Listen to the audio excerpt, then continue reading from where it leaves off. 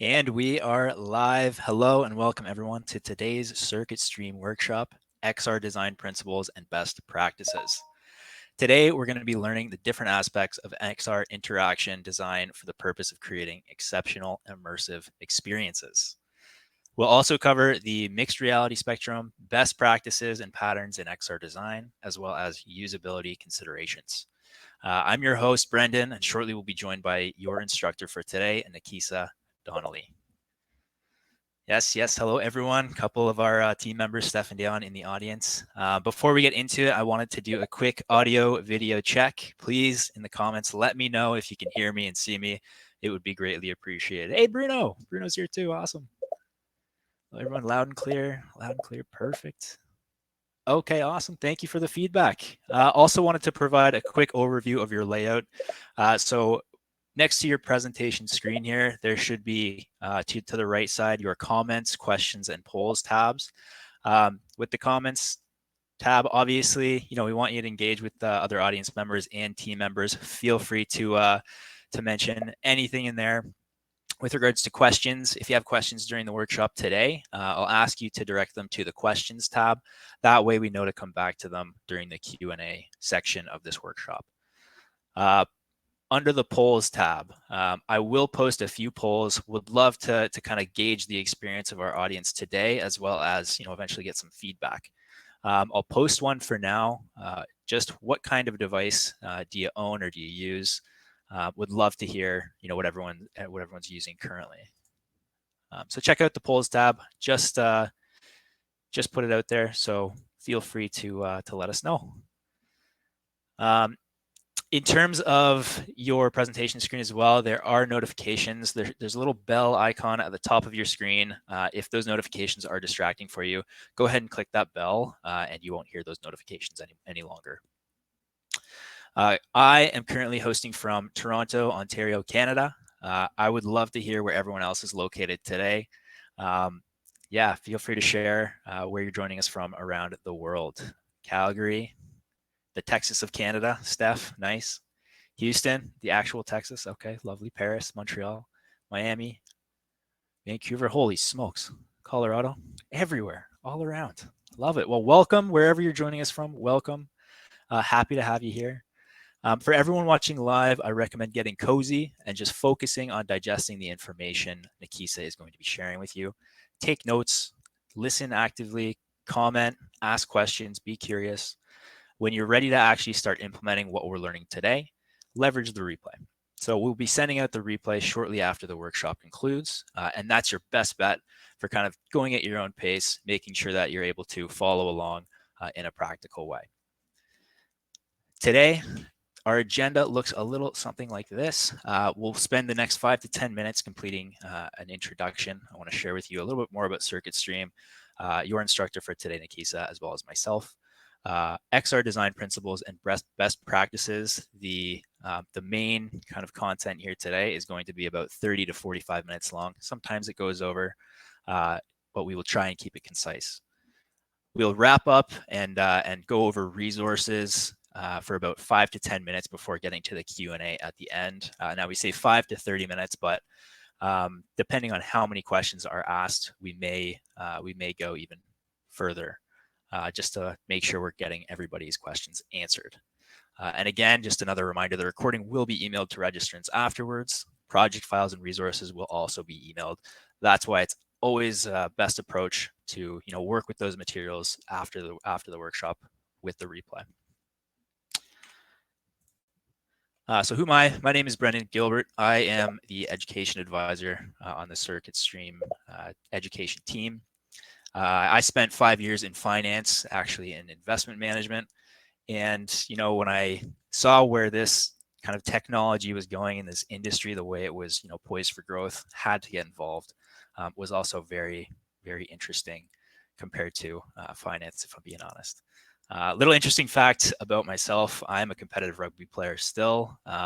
And although I've never won an NBA championship, and I'm not an Olympic tier athlete like some of my colleagues, I've never broken a bone, and to me that's impressive and interesting. But yeah, just a little bit about myself. Your instructor today, Nikisa, she is an instructor and VR AR developer with CircuitStream. She is an expert on the HoloLens and Magic Leap.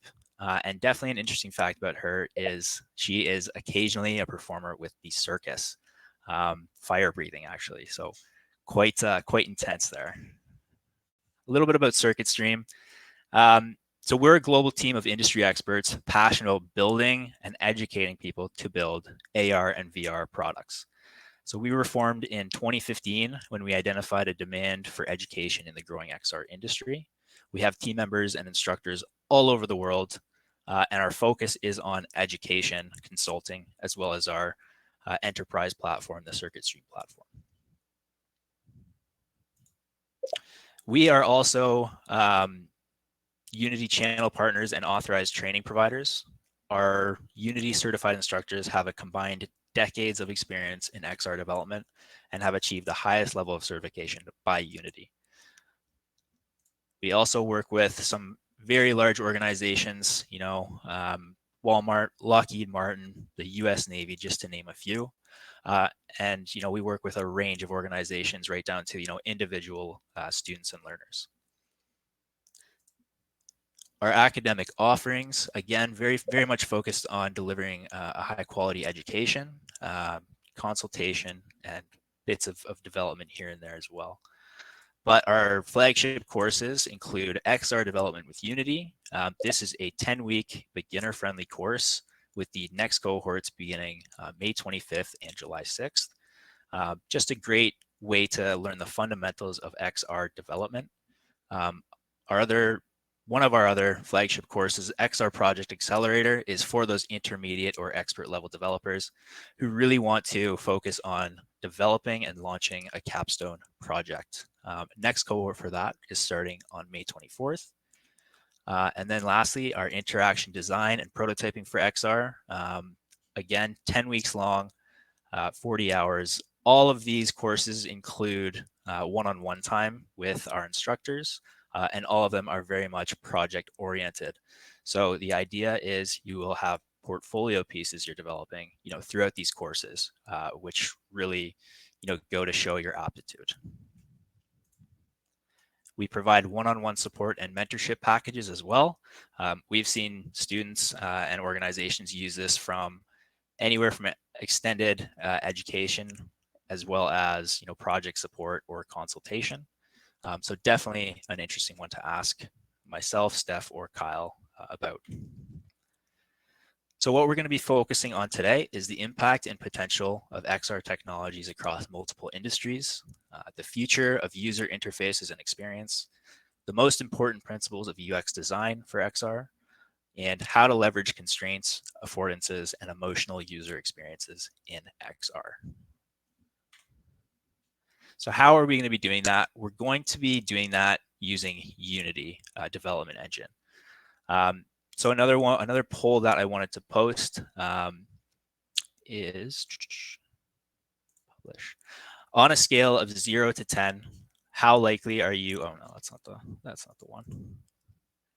Unpublish. My apologies. That's what I'm looking for. Okay, so how much Unity experience do you have on a scale of 0 to 10? Go to the poll tab. Love to know what your experience is like using the Unity engine so far. David caught me. He caught me before I could fix it. Nice eye. 0, scale of 1 to 10. 0 so far. Let's have a look. Okay, so a few with level 3, a few with 6, 5s. Okay, so kind of a multitude. We got a plethora of experience with Unity in our workshop today. 7, 1, perfect. For those of you who are not familiar with what Unity is, it's a free 3D development engine for building games, simulations, and experiences. And it is the easiest way to begin making apps for XR. And anytime I say XR, I'm referring to VR, AR, and MR. It's kind of an umbrella term. So what does the process of developing an XR app or experience look like? Well, it starts with you. It starts with your ideas, and you would bring those ideas and start to create them using the Unity engine. Once you've created this through Unity, you would apply an SDK to bring it onto the intended platform. That could be a smartphone, it could be your Oculus, Steam, or Microsoft HoloLens devices. That's typically the workflow of creating an app. So today, what we're going to focus on is XR design principles and best practices. So before I invite Nikisa onto the stage, just as a reminder, this part of the presentation will be about 30 to 45 minutes. All will be recorded and sent to you shortly after we conclude the workshop. And questions should be posted in the questions tab. Just a great way to keep tabs on which questions we have and have not answered for our Q&A at the end. Other than that, feel free to sit back, relax, soak up all this great information that Nikisa is going to share with us, and just enjoy your time in the chat section as well.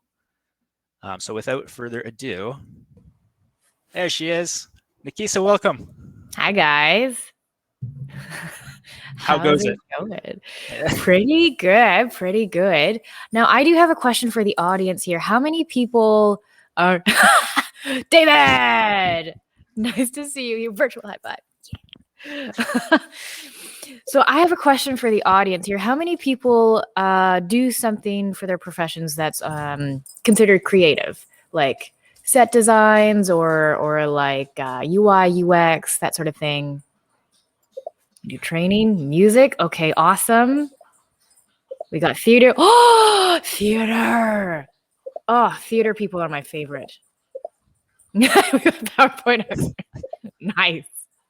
Arch Viz. Okay, sweet. Ah, perfect. So there won't be a lot of technical aspects to this workshop, but there will be going over a lot of design principles for, the UI, UX. I'm not disappointed, David. But I do. Let's start off with one of those lovely puns. What do you call an angry nut?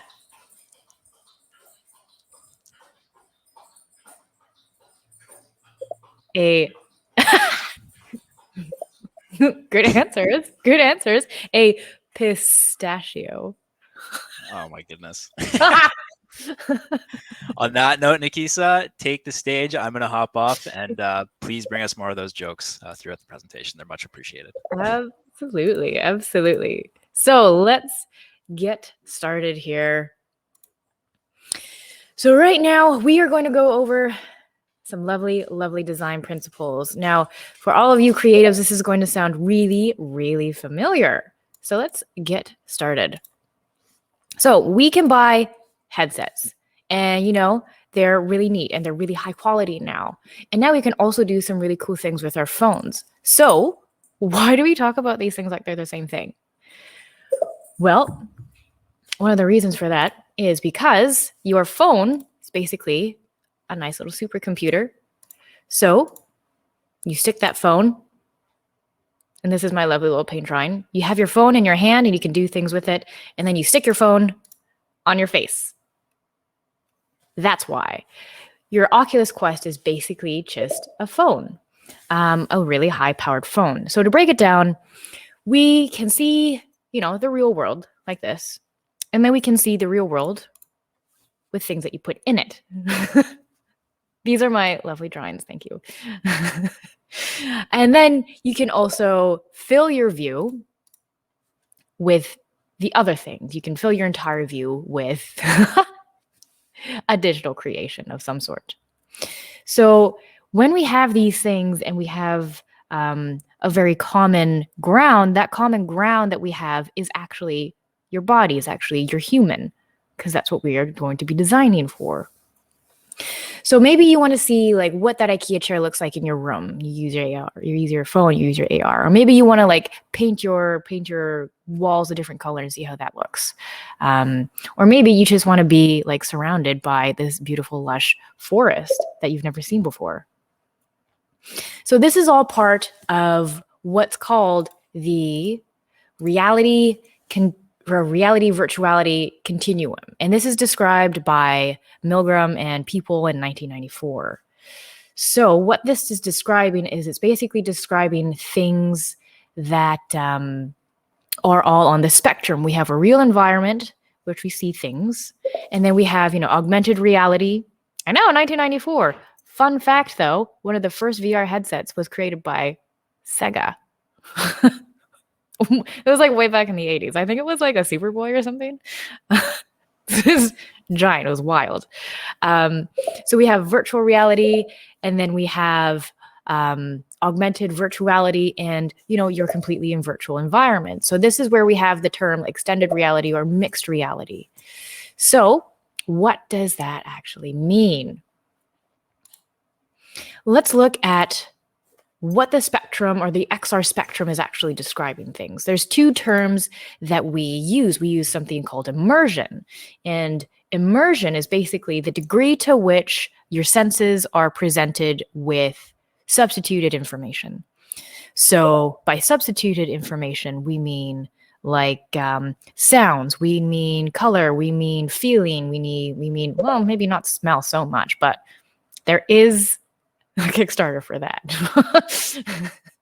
And then we have another term called presence. Now, presence or telepresence is used to describe the degree to which your brain is accepting of this sensory information as reality. So this is sort of like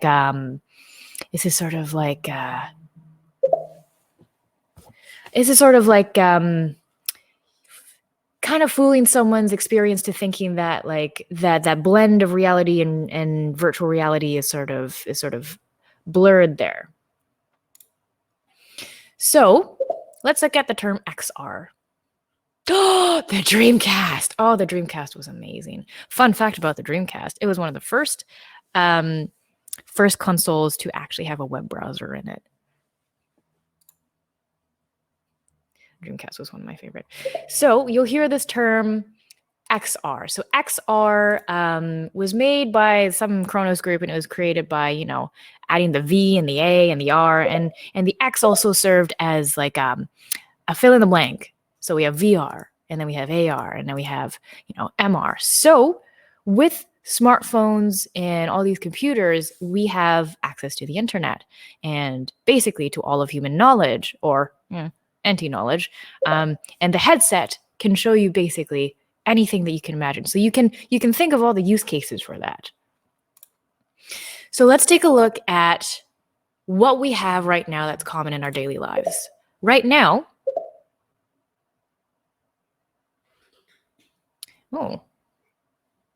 that might actually be me. There we go. So when we think of what we have right now in our daily lives, we have basically a bunch of black screens. We have TVs, we have laptops, we have smartphones, smartwatches, all of these things. These are basically little black boxes around our living spaces. They're just taking up space. And those things can get replaced by our headsets. So our headsets can replace all of these little screens with different things. And if our headsets are powered enough or more advanced enough, we could actually turn these things into 3D objects. And turning off or unplugging would simply be a matter of like taking the headset off itself. So as with everything, every technological advance, it takes time. So there is a trajectory of technological advancements. Like when we think of 3D printers, we think of, Star Trek's object replicators, and that's not really what we have right now. But that doesn't mean that the technology of 3D printers isn't useful or, running cheaper. So there's like this little curve. So this little curve that we have where it's like there's a big hype, and then there's a little bit of depression, and we don't see immediately how amazing these things are. And then it steadily increases as we see the uptake in, gaming headsets. So there is a little bit of a trajectory here. And so right at the beginning, we have the introduction of a piece of technology like the Oculus Rift. The price was very high, well, sort of relatively speaking. And then as more use cases showed, the price of these things go down and its usefulness goes up. So this is the uptake in different pieces of technology. And this is what we will be seeing with mixed reality headsets too. So not just your Magic Leap or HoloLens, these will be like your Nreal glasses, things like that. So these things, because they're entertaining, they become, well, first they're entertaining and then they become more useful. So as the number of use cases for like training and tools goes up, the prices of these headsets goes down until these headsets are a part of our daily lives. So as a designer, it's your job to make these interactions so obviously natural that no one has to explain it to you. So it might seem like that's a new or foreign concept, but that's actually not, because what we're designing for is humans, is human bodies. So we can break down our experiences into little chunks. And so when we're designing for humans, we have a lot of different universal design principles. Making sense so far?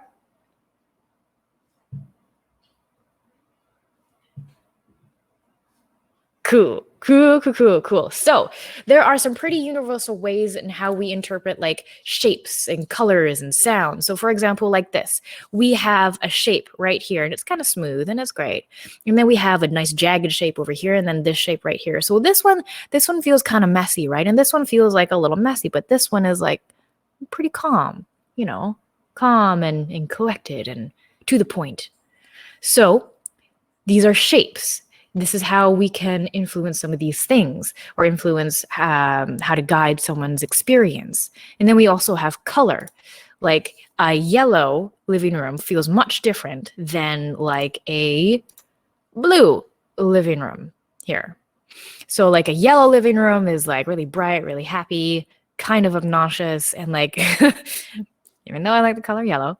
And so the color blue is very calming, right? So this is one of the tools that we can use to influence our XR designs is colors. So when it comes, and then there's another thing that's actually really, really important, and that is motion. So if you look at this, we have different types of motion here. We see one of these shapes looks really, really excited, and one of these is actually just swinging and hanging about, and one of them is actually like a little bit lethargic, right? So motion, to keep in mind, is also a way that you can use to influence some of these things. So these principles continue in 3D space. So now these lines, these shapes, these movements are 3D forms. So as designers, you should know that like each of these lines, colors, movements have like a subtle feeling associated with them. And lighting also gives you cues on how to think and feel, as does objects arranged in space. So now do you see why I like theater people? So all of these things, it's like set design, it's like your lighting, it's your color, it's your movements. All of these things go in to contribute to how you design an XR space.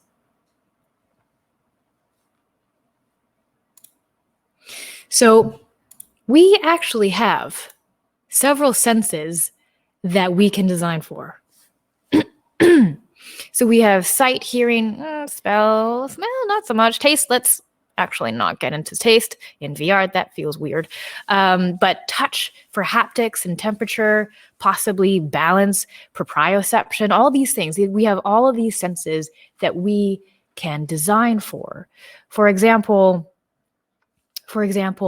in audio, we know what kind of sounds make us feel happy. We know what kind of sounds make us feel sad or excited or danger. And then we have something called the HRTF, which is spatial sound design, right? So these spatial sound designs there's a range of, and I'll get into this later, there's a range of how someone focuses in the real world, or focuses on objects in front of them. And there is space behind them. And the space behind them, which I'll describe later on, is called, I like to call it like the curiosity section, because behind them you'll have to grab their curiosity in somehow. And spatial sound design is actually really useful for that, because it sounds like kind of like a spider sense, its spidey sense is tingling. Kind of like that, but more of like, let's say that you are designing a construction safety or fall arrest or something like that, and someone is supposed to look behind them. What you could place is a sound, some ping behind them, using your HRTF function, and then grabbing their attention that way, because who doesn't look behind them when they hear something behind them? And then we have UI designs. So we have this. Does anyone hear that? So this sounds different than this, which sounds different than that, and then sounds different than that. So you have your sound designs about how to interact with UI. What does a correct sound like? What does a wrong sound like? What does a try again sound like?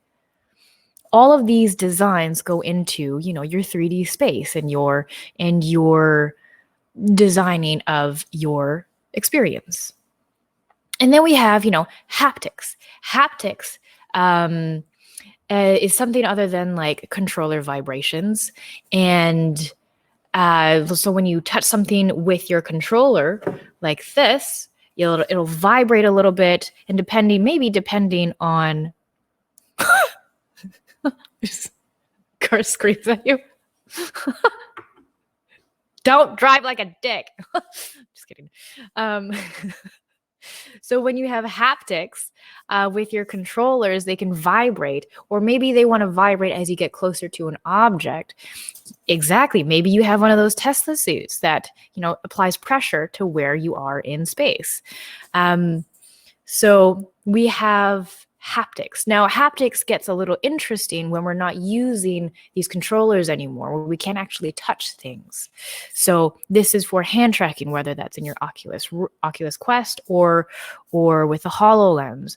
So that means we have to have more UI feedback, because we don't have those vibrations anymore. We can't touch things.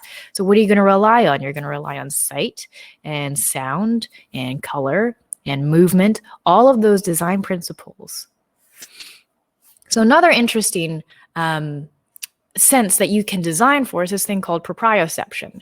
And proprioception is the sense of knowing where your body position is and where your limbs are in relation to your own head.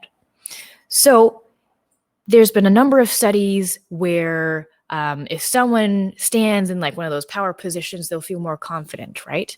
Or if you are curled up in a fetal position, this feels different than like standing up and stretching. So you can use this when you're designing your XR spaces. And one of the really great examples of this is actually in Half-Life Alyx, when you're crawling through a vent, because you have this perception of being in a very small space and having to crawl through something. So how is that going to make your body feel? How is that going to make your emotional experience feel? So these are all tools that you can use to design your XR experiences that affect how the user feels.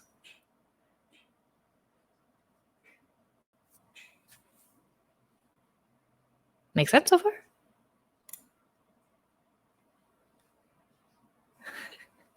Cool.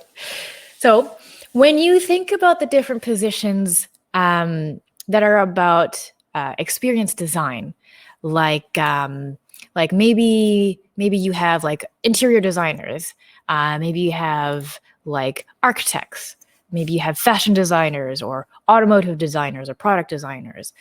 they all think about shapes, lines, colors, motion, audio, lighting. These are all ingredients to contribute on how a user feels.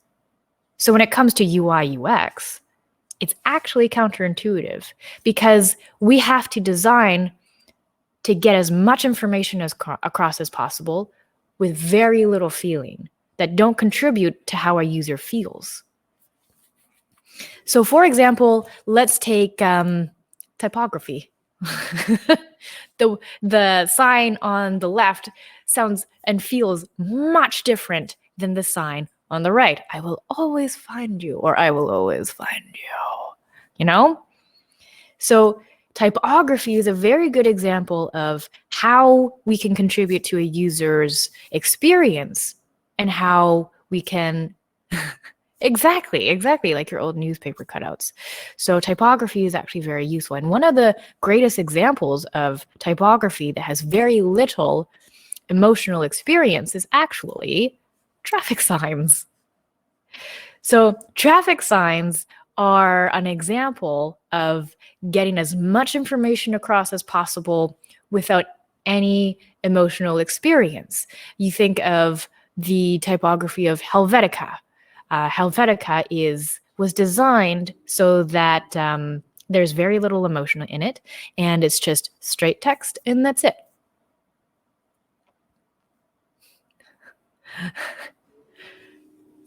So this applied to computer screens. We have something called the cursor. So the cursor is high contrast, it's easily recognized in a short amount of time, and it fits in these little shapes. However, because this is one of those design principles for flat screens and stuff like that, we can actually stylize it, right? We can stylize this in a way that fits your brand. So this is the cursor for League of Legends. It's still a cursor, but it has its own take on it. So to figure out what actually works for the art and the design for your key interactions and stuff like that, we actually have to do a lot of testing. A lot of testing.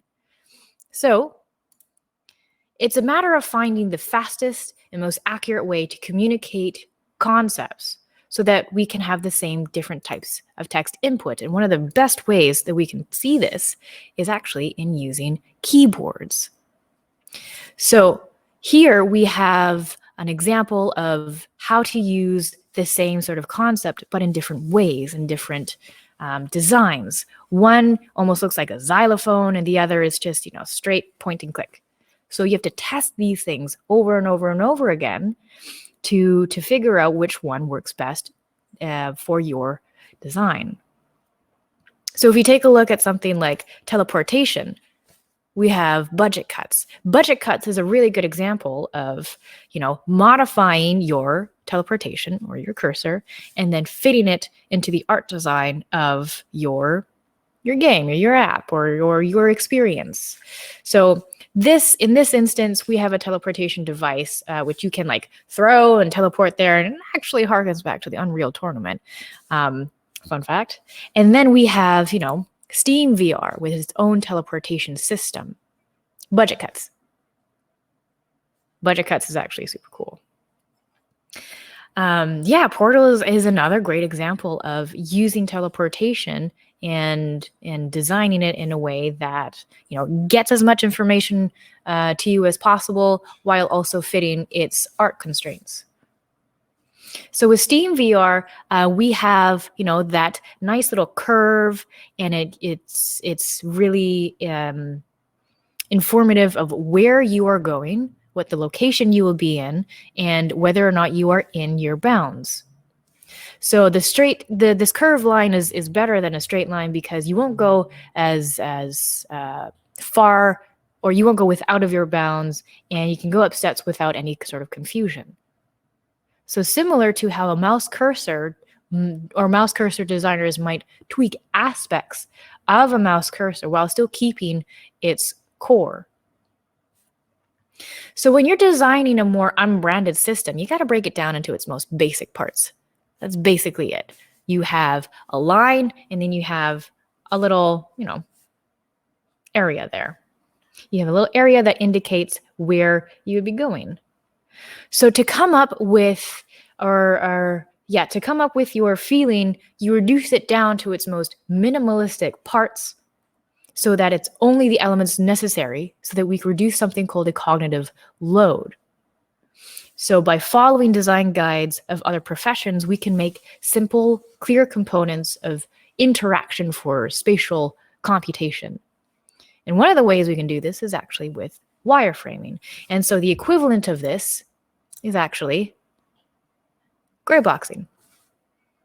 Gray boxing is in Unity or in any sort of 3D design is mapping out the arrangement of objects to see how relationships feel.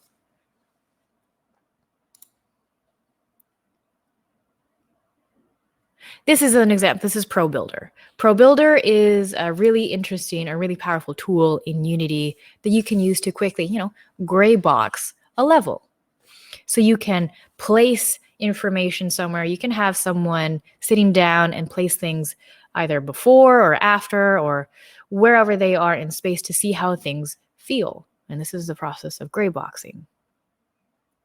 So let's talk about UI. UI, so the angular resolution of your headset determines how big your text has to be for people to read it.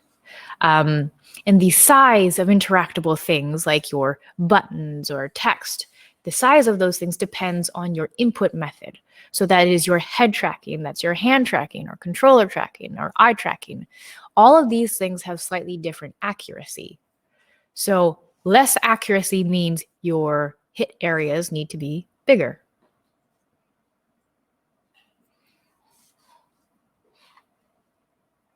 So let's talk about text then. Text is good for fast and reliable information. So 3D text. 3D text is great for neon signs, but for actual reading, it makes things less readable. So here we have we can't really discern some of these shapes here because they're 3D. And the user needs to identify shapes and process the meaning as fast as possible. So when we look at text in VR, well, this text that's floating, it's a little difficult to read, and your eyes can converge on it so much and then diverge on the background, right? So it's almost like having double vision.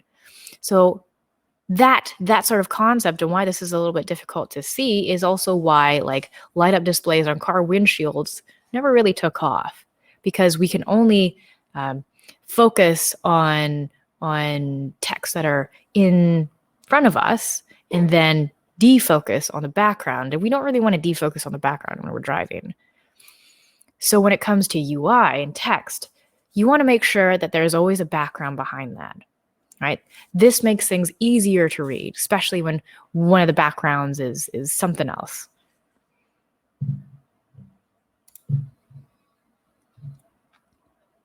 Gray boxing is mapping out the arrangements of objects to see how the relationships between your person and your environment sort of feel and interact with each other. That's what gray boxing is. Now, when you are gray boxing, there are a number of different things that you can use or that you should be aware of in terms of how someone's focus. Because with screens or with newspapers, we know where someone's focus is going to be, right? So let's take a look at some of these designs. So UI interfaces may look a lot like our 2D ones. However, in 3D, we need to have something else that conveys depth. So shadows are really useful for your UI XR designs. And by shadows, I mean these corners, all of these corners should have some sort of shadow to them. And then we have some ambient occlusion where things are connecting around these corners. So depth, so all of your buttons, all of your panels should cast shadows to give them more depth. The reason for this is that depth is another tool to communicate relationships and information importance, like this information hierarchy that UI UX designers are really aware of. So where do we place these things? Where do we place these UI objects? Well, we can start with basic ergonomics. Welcome to my art. We have basic ergonomics. So your person is right in here. And right in the middle here, we have a space of about like 0.5 meters. Now you don't want to put anything in there. You don't want to put anything in 0.5 meters because that is really close. And we also remember that as humans, we also have relationships to different types of distances. So within 0.5 meters, 0.5 meters, that's really personal. That's like intimate space. So we don't really want to do that unless we want to make them really uncomfortable. Or, you're designing a VR experience that's supposed to convey a relationship between a mother and daughter or something. So we have that space constraint. Now in front of them, we have from like 10 to 20. This is where you want to put your main content. And then you have your periphery vision, which ranges from 102 degrees to 77 degrees. This is where you might have like less important information or information where you need to have some sort of heads-up display, like a flashing icon, maybe in their periphery vision so that someone will look and grab their attention.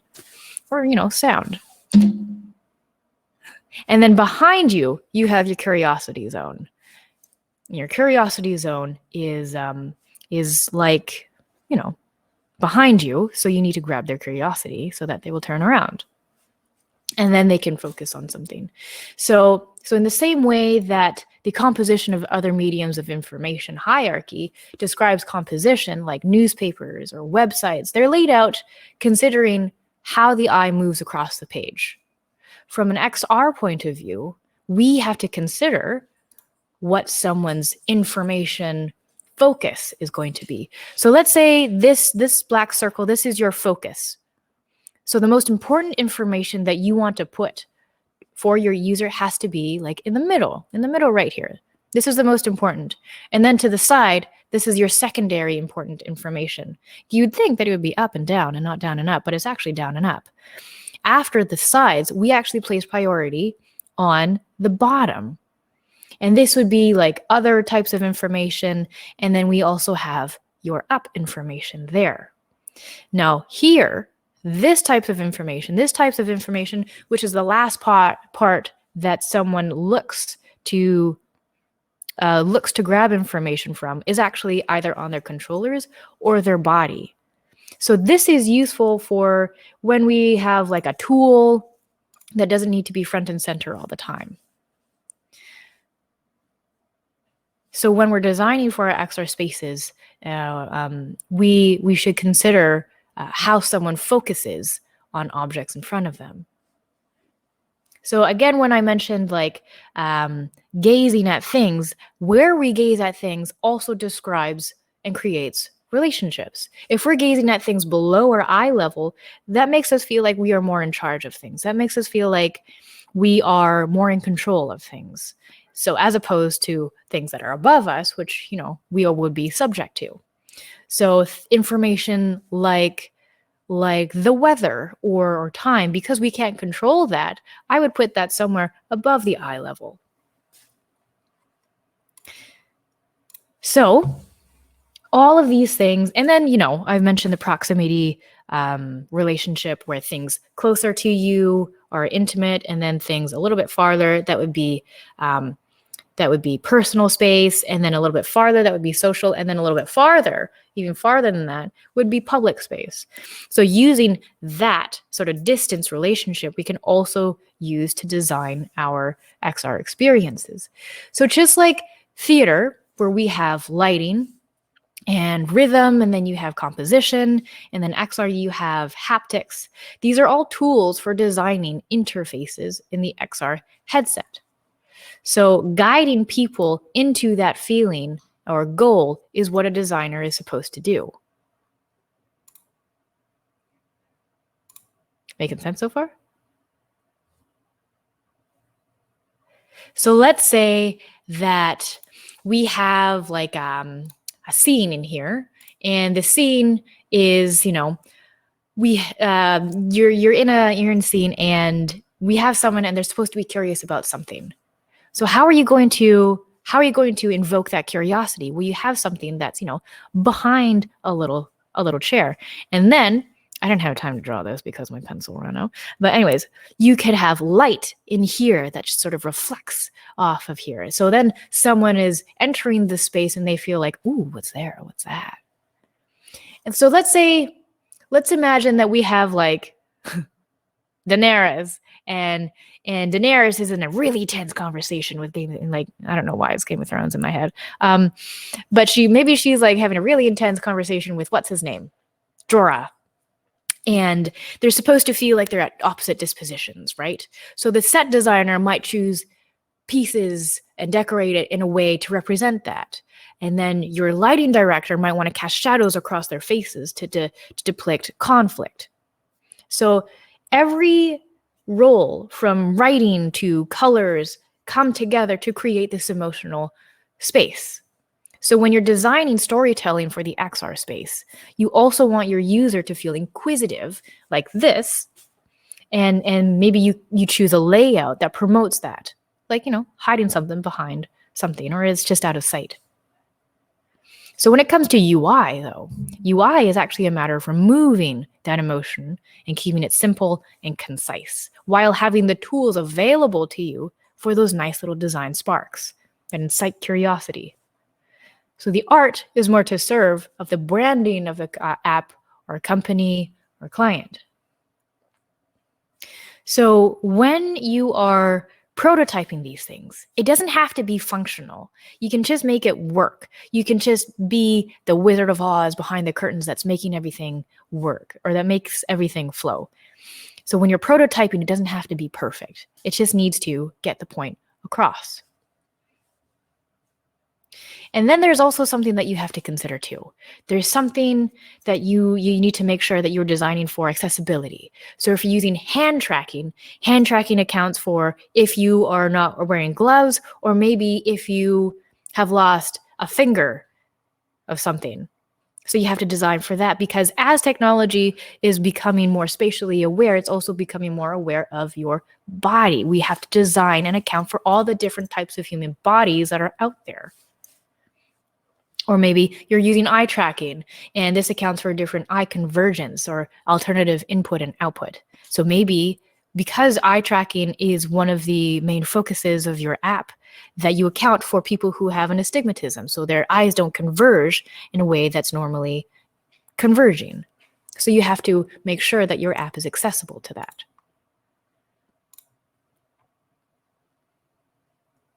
There are VR devices that use eye tracking. The HoloLens uses eye tracking. There is Vive Pro Eye that uses eye tracking. Yeah. AR for everyone. There it is. Perfect. So when we think about and we've just talked a lot about the different tools that we can use to guide a user into an emotional feeling or experience. Things like theme parks or video games or documentaries are curated in a way to guide someone into a feeling without thinking, which can be good or can be bad, depending on what the point is you're trying to get across. So in the same way that you don't have to be a chef to know what food tastes good. You don't have to be a musician to know what a good song sounds like. And you don't have to be a designer by trade to know when an installation or experience has that care put into it. So the same is true when you are an XR designer, when we are enabling computing to be more spatially aware of the environment and yourself. Exactly, Bruno. So it would be useful to, let's say, have a construction foreman to see the layout of a plan. It would be useful for a doctor to see organs so that they can better diagnose. It'd be useful for a typographer to see things. It'd be useful for a, mechanic to see what's inside of these things. So even when you're working in a new industry, a budding industry, and designing for it, the principles always remain the same. So you have everything from lighting to 3D modeling to animations to visual effects to shaders to interior design and blocking. So whether you are creating a wearable headset design experience or theater set design, your tools remain the same. So the job of a designer is to actually serve the physical and emotional needs of your user. Does that make sense?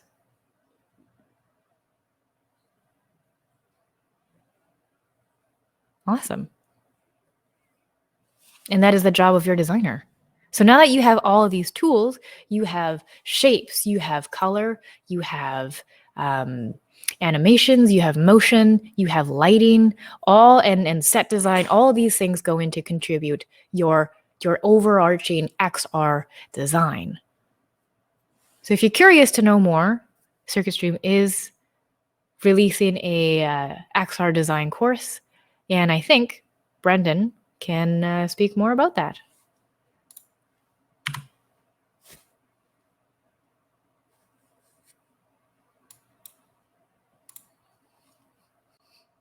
Definitely, I can share more. Thank you for the presentation, Nikki. So that was fantastic. There's obviously a lot to consider when trying to tackle the design elements and principles in creating a immersive app, an immersive app. So thank you for taking us through some of the best practices there.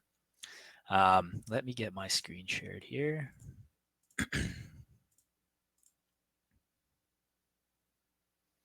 There we go. Perfect. So, yeah, really appreciate the presentation, Nikisa. As always, you are very, very insightful, very informative, and even I, learned a lot there. What I'd like to do just before we continue to, additional materials and course kind of overviews is just release another poll, the one that I, accidentally released before. So some of you may see this coming, but on a scale of 0 to 10, we'd love to know how likely are you to recommend this workshop. So if you can go to the polls tab and submit your vote, we'd really appreciate it. It just helps us understand, what content is really beneficial for anyone who is out there starting to learn about XR, whether that be development or design. Oh, Bruno, take care, Bruno. Thanks for joining us. Okay, great. Let's take a look at that. Okay, lovely. Thank you. Thank you for submitting your vote. One thing that I wanted to certainly bring to everyone's attention is our current spring sale. So April showers bring May discounts apparently, because we have a major sale going on right now, and it's a great time to be looking into your XR education. So what that looks like is we have all of our course offerings currently at 30% off. This includes the XR Development with Unity 10-week beginner course, the Interaction Design and Prototyping for XR 10-week course, which if you enjoyed the presentation today, and if that's kind of the route you want to take with your XR experience, certainly that's a good one to look into. 10 weeks long as well. The XR Project Accelerator is our intermediate or expert level course, which allows you to focus on creating a capstone project. And then even our C# scripting fundamentals, great short course for just getting the fundamentals down with C# programming. We also have an XR developer starter pack. So a few, like all of our bundles are offering C# scripting fundamentals, our short course, as well as the Oculus Quest 2 headset in combination with any of our flagship courses. So the developer starter pack includes the XR Development with Unity 10-week course, which is going to be starting May 25th for our international cohort and July 6th for the North American cohort. For the XR Designer Starter Pack, very similar structure, comes with the Interaction Design and Prototyping for XR 10-week beginner-friendly course as well. And again, if today's workshop tickled your fancy, then this is definitely an interesting course to be taking a look at.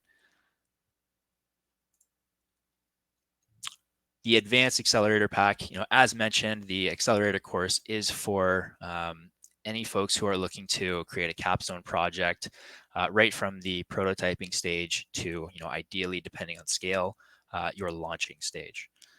So great opportunity here as well for the Accelerator Pack, currently at $3,500 US. And for any of our alumni in the audience, all of our courses are also available at 50% off for the next week. So again, the spring sale is going to be ending a week from today on the 20th. So now's a great time to just take a look at some of the discounts that are available. We also have payment plans for all of our courses. There is the in full option, of course. We also wanted to provide options for flexibility. So we have a 3-month, a 6-month, and a 12-month payment plan option as well. And certainly myself, Kyle, or Steph are happy to. Spring sale, yes. Thank you, Dan. Are happy to share what that entails as well for anyone who is curious. Continuing with our offerings, we have the private team training for anyone who has, a group of 5 and up who is looking to, bring XR into their organization and create efficiencies or create projects. This could be a great option. We will be able to develop a custom curriculum, tailored to what your objective is, and that's delivered over the course of a 2 to 3 week time period as a boot camp style course. And again, one-on-one sessions have been very versatile, very flexible for a lot of our students. They are personal live sessions focused on XR project support, personal learning objectives, and career goals. We also have instructors very well versed in Unreal Engine as well. So Unity is the one we typically run off of, but again, our instructors are very knowledgeable with Unreal Engine as well, both very powerful engines. If you would like to learn more about any of our courses, all of our course syllabuses are online on our site, and you can visit them at circuitstream.com/learning to download any of our course syllabuses. If you would like to speak more on a one-to-one basis, or just have a discussion or ask any questions that you may have, feel free to contact Steph, Kyle, or myself. We make up the admissions team here at CircuitStream, and we're always happy to support in your learning objectives and as you explore the space. Lastly, just want to say thank you to everyone who's joined us today. Really appreciate the engagement in the audience, as well as receiving your feedback. If you do have any additional questions, you can join us on Slack or get in touch with, again, Steph, Kyle, myself, or email education@circuitstream.com. What I'll do now is we will get into the questions, and if Nikisa is still hanging out, she's definitely the expert here. So I'll get to ask her to come back on stage, and we can start taking a crack at some of these questions that you guys have asked. So I'm not an expert on that. From Jessica Bloom, what sorts of prices are your one-to-one XR expert consultations? Okay, so that's a good question. What I'll do is post that page on our site in the comments. And for now, we'll move on to the next one, but I will get back to you, Jessica, on that, okay? Looking back at gaze/attention hierarchy, does the person look to the left first or the right first? So that's somewhat split down the middle. It depends on if someone is left-handed or right-handed, or all that sort of stuff. So usually what happens is that if you have your most important information at the center of your focus, and then you have your secondary information around the sides, that's usually enough for directing someone to look left or right. Maybe you have a different color scheme that is slightly brighter on the left if you want them to look to the left first and then the right, or maybe you have some animations that's on the left and then the right. So it's really like split down the middle there. Okay, thank you. Great question. David, I know that in web design, we have buttons are set at 40 pixels height minimum. Are there tips about how to set up the sizes of your text and UI elements? Yeah, there is like something like a pixel texel type of approximation that you can use. I am not an expert in any sort of like precise UI design elements, but I do know that there is like pixel texel information that you can grab on the internet, and it's largely dependent on like the angular resolution of your headset.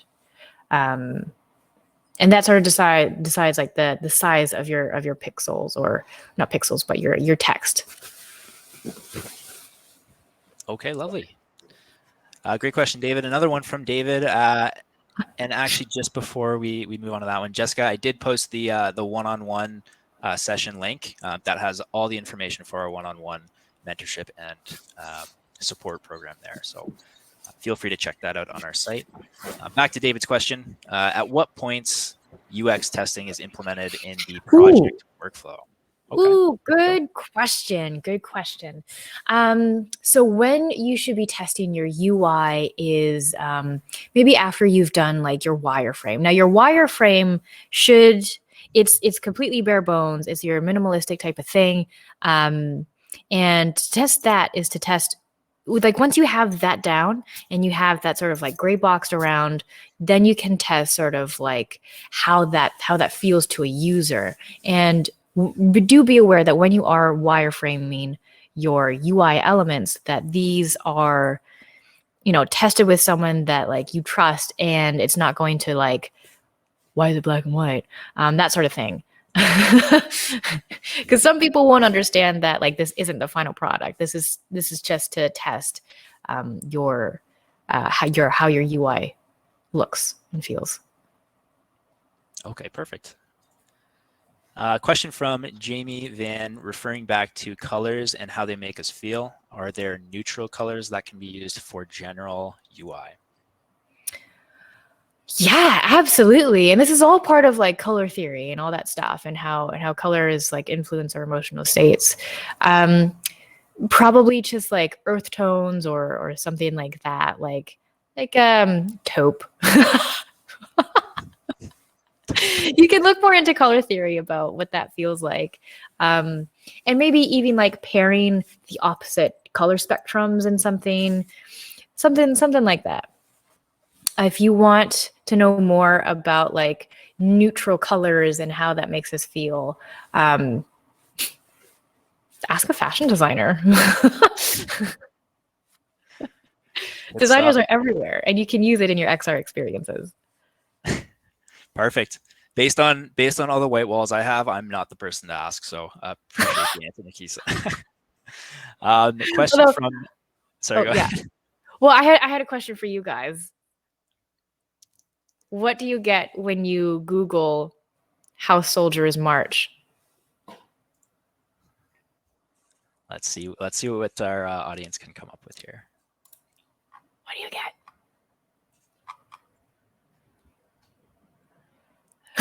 I was like,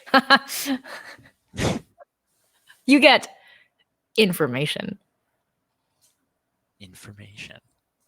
Formation. Oh my god. That one went way over my head. No good with these puns. Okay, question from Maggie rather. How much about sound design should one know when creating a VR AR app? You don't necessarily have to be like a sound engineer to design sound for an XR experience. You just have to be aware about like what types of sounds make you feel a certain way. Like we know what kind of sounds make us feel happy. These would be like major chords. Sounds that make us sad would be like minor chords, or like descending sort of tones, where versus ascending is like blah, or kind of like in the Hitchhiker's Guide to the Galaxy, where you have those doors that open up and they're like emotionally responsive. So when they open, they're like, that sort of thing. You don't need to know much about sound design. Just know and be aware and try to be more try to be more aware of how sound affects your emotional experience, especially when you're just like walking outside, because like what's outside? All of these sounds. I feel like that's a great place that you can kind of experiment, having already maybe created an environment or something like that. Yeah. Going to be maybe different for everyone. Another question from Jessica: what is the difference between proprioception and nociception? Oh, I love this question. Okay, so proprioception is like closing your eyes and knowing intuitively like where your hand is in space. Whereas, and I can't really pronounce this word, but that word is basically like your process, or like the process of decoding that sensory input. So that would be like pain, feeling pain. And feeling pain, you could actually influence in XR, because they're in especially something called like what is it, job simulator or like vacation simulator. They come up with something called tomato presence. Tomato presence is basically when you grab something, that item becomes your hand. And the brain does a very, very strange thing where like it automatically interprets this thing as being your hands. So as you wave it around, it's like called tomato presence, where the tomato becomes your hand and that's its presence. So if you chop that tomato, or you hit it with something, your brain will interpret that, because it thinks that tomato is your hand. It'll interpret that as pain. It's wild. Absolutely wild. But that is absolutely something that you can use to design your XR experiences. Perfect. Yeah. Perfect. Thank you very much. And great questions, Jessica. Yeah. That's a good question. That's my favorite question. A couple new ones showed up here. Again, from Jamie: are there limited seats for these classes? Well, there are limited seats. Typically, we cap them at about 20 to 24. Depending on which time slots are filling up fast and whatnot. So it does just depend on how quickly they fill up between cohorts. Good question though. And from Jamie again: is there a clean way to display text without putting an obnoxious box behind it? Yes, absolutely. Absolutely. So again, this goes back to like using your colors and using your shapes to design something that isn't obnoxious. I personally am not a UI UX designer. I am a programmer. But I do know what makes a good UI, because you just know. In the same way that you don't have to be a chef to know what food tastes good. So yes, there is absolutely a clean way for you to display text without putting an obnoxious box behind it. And that's using the tools that we've described in this workshop. That's using color, shapes, animations, motions, all those things. Yeah, just gotta gotta find a way to make it stand out, and still be clean and organized, right? Question from Maggie: how did you start working with mixed reality technologies? How? Or maybe when did you start? How did that part of your progression develop? Well, it's always been a very interesting thing, because VR, for its like strange psychological things, I've always been fascinated at it. But in terms of like starting to work with mixed reality technologies, that started when maybe about like 2 years ago. 2 years ago when I started teaching. Good stuff. Is that so? That's something you would have picked up, after working in VR or AR, or is that something you went directly to? It was something that I actually went directly to, because at the time, like, the Magic Leap was just released and there was like a trailer for it, and I thought that it was just amazing, and I couldn't believe that this is where technology was right now, and I had to get my hands on it. Great. Yeah. Perfect. Thank you for the question, Maggie. We got one more jumped in Ooh, here. one more. Jacob, just in time. Have you heard of HTC new VR headsets reveal? Yes, I have. It sounds very, very interesting. It's a bold move, Cotton. We'll see how this plays out. Love to play some dodgeball right now. Yeah. Perfect. Thank you for the question, Jacob. So that is everything. Are there any last minute questions we have from our audience today? Going once, going twice, type fast. Okay, that looks like everything. Great job, Nikisa. Thank you for fielding those questions, as well as your presentation. Very insightful today. Really appreciate the audience engagement as well. And please feel free to continue joining us for our workshops. We love having you guys and presenting. And if you have any questions, as mentioned, feel free to contact the admissions team. Kyle, Steph, or myself, we're happy to share more information on any of our course offerings, as well as at any of our upcoming events. For now, that's where we'll end it. Is there anything else you'd like to mention, Nikisa? Yes. When I was in the circus, I was going to learn how to juggle, but I didn't have the balls. Thank you for that one. Alrighty. On that note, we will wrap this up, and we will see you guys next time, hopefully. See you guys. Bye, everybody.